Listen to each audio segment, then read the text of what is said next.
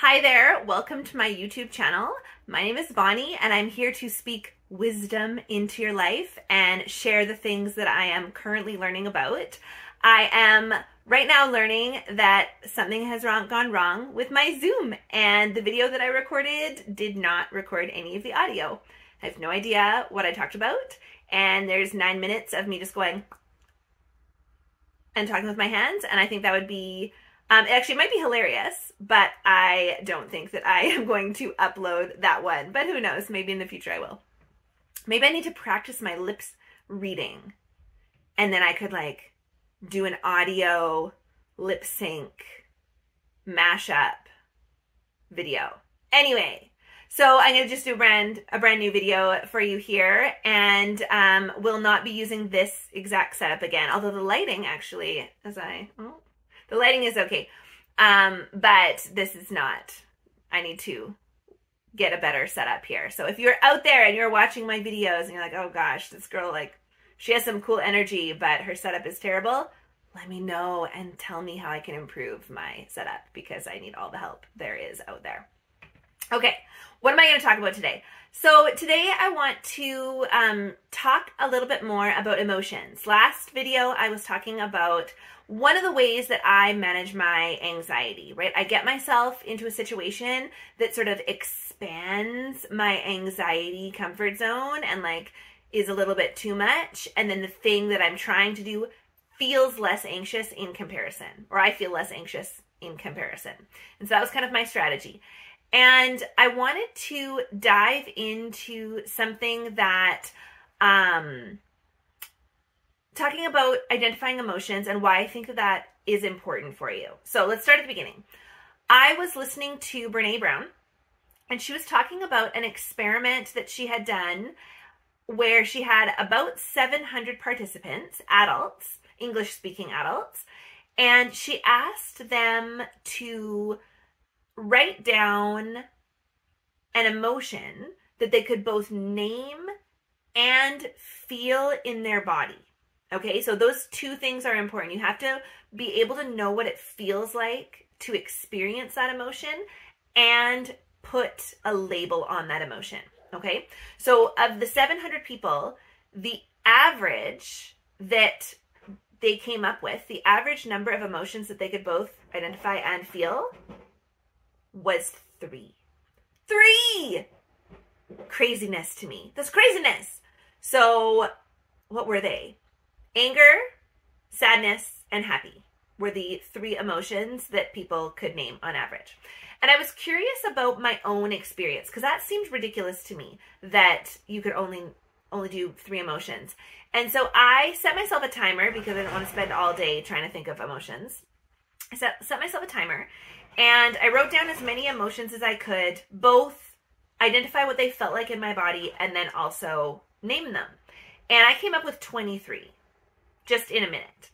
And I thought, okay, this is, I'm obviously different here. 700 people, the average is only 3. I was able to name 23. What is different about me? What's my experience and how has my life shaped me so that I was so far outside of what the average was? And granted, this is just one experiment, obviously. But what has happened in my life, and does it matter? Is it important? Has that made my life better? And yes, it has made my life better. So I think that the way that I have been able to develop a language that encompasses emotion has to do with the activities that I did as a child. One in particular, I took a dance class called musical theater. And musical theater combines dancing, singing, and most importantly, acting. And I think the acting component of that class has allowed me to be able to expand this vocabulary of emotions. And in order to act well, in order to present to an audience a character and an emotion, you have to know how to embody that. You have to know how to transmit the emotion with your body language. So you have to experience the emotion physically and then be able to transmit that. And I think that that skill in particular has influenced my adult life and my communication skills. And most importantly, my conflict resolution skills. Because I know what emotion I'm experiencing and I can name it. And it's not just happy or sad. I can get really specific with what the emotion that I am feeling in the moment is. As well as I have some body language reading skills through, improv and these musical theater games that I've done. I can help other people identify what emotion they're feeling. And so much of the conflict that happens in our lives is because of our lack of ability to communicate the emotion that we're feeling and why we're feeling that way. And so I would really encourage you to explore. First of all, do that quiz yourself and just set a timer and see how many emotions can you identify and know what they feel like in your body. Where do you feel them, right? It doesn't have to be just in a minute. You could spend 10 minutes, trying to identify that. And I think that is a really good stepping stone to being able to communicate your needs better, to understand, and just facilitate communication in general, is being able to identify your own emotions. So that's my first task for you to do. And then the second thing that I think, if you wanted to jump on board my strategy of using musical theater as a way to expand your emotional vocabulary, and I'll maybe do a more in-depth video on why I think that skill is important, but I kind of want to just give you tangible action things that you can do to just immediately put things into practice. And that would be to gather some friends around and play charades, because that's kind of the adult way that you can do musical theater games, and you can test your skills. How good are you at portraying emotions and getting, reading the audience, getting the audience to understand what you're talking about?